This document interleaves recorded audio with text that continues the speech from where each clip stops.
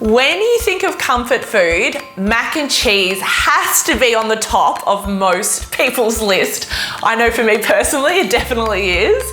But when I was growing up, I really had only experienced mac and cheese from a box, which is actually quite sad. And it wasn't until I was on MasterChef in New York, eating at one of the most iconic Southern American restaurants, that I experienced real mac and cheese. And I gotta tell you, it's quite easy to do at home.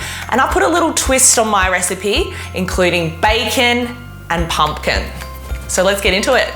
Okay, we're gonna start by making a roux, which is basically butter and flour in a pan to make a thick sauce. You've probably done this when you're making a French casserole or something a little bit old school. So I've got about 80 grams of butter in my pan. We want the butter to melt down before adding the flour. Alrighty, I've got some plain flour. We want to cook that flour off with the butter.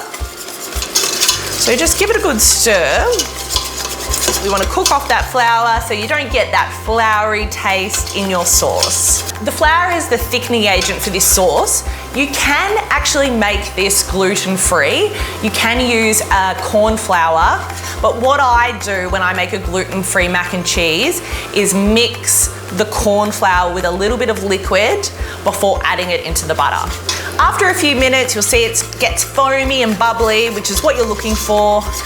And we can start to add our full cream milk straight into the pan and give it a good whisk as you're adding the milk.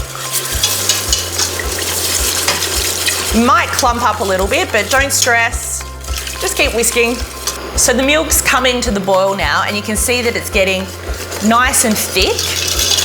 I'm just gonna keep an eye on it and see if it needs a little bit more milk added to it, because I don't want it to be super, super thick. Alrighty, so at this point, I'm gonna season my sauce. I've got some salt flakes, a little bit of cracked pepper, and this is where you can be a little bit sneaky and add in some veggies.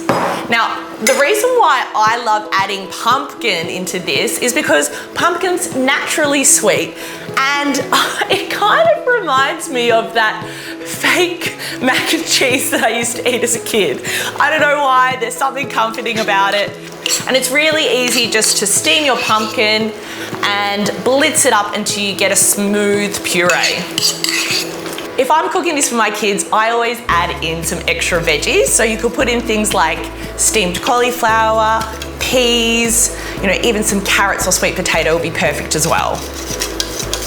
You can see that this sauce has become a little bit orange, which is what I'm looking for. I'm a massive fan of adding smoked paprika into mac and cheese. You can leave it out, but it does give this dish a little bit of a smoky flavor. And of course, we have to add in our cheese to our mac and cheese. And I've just grated some tasty cheese or cheddar cheese, probably about 250 grams. We want to also leave a little bit of cheese to sprinkle on top. Turn the heat off, whisk in your cheese. This is so decadent. With your pasta, you can use macaroni. I've used some little elbows. It is important to not overcook your pasta because you don't want super soft mac and cheese. A little bit undercooked is perfect because it's going to keep cooking once we put it in the oven. This is going to go straight into my cheesy sauce. Stir that through. To finish off my mac and cheese, I'm going to make a little bit of an extra indulgent crunch. I've got some panko bread crumbs and I'm going to cook that with some bacon. Who doesn't love a little bit of extra bacon in their life? After you've cooked the bacon off for a few minutes, add in some panko bread crumbs. And we just want to fry that off until they're toasty and a little bit golden. Grab your mac and cheese pan. Add in your delicious pumpkin spiked cheesy goodness. This is so nice and saucy, which is exactly what you want with mac and cheese. Yummy and gooey. Got our crunchy bacon topping.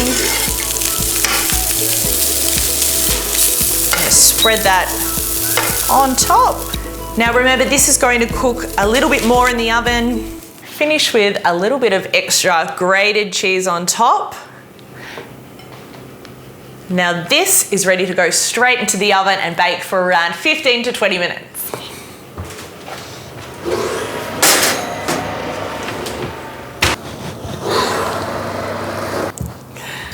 The smell of mac and cheese straight out of the oven, I tell you what, the kids are going to come running. This is indulgence at its best, and I tell you what, it's going to make an ideal dish for your next family movie night indoors.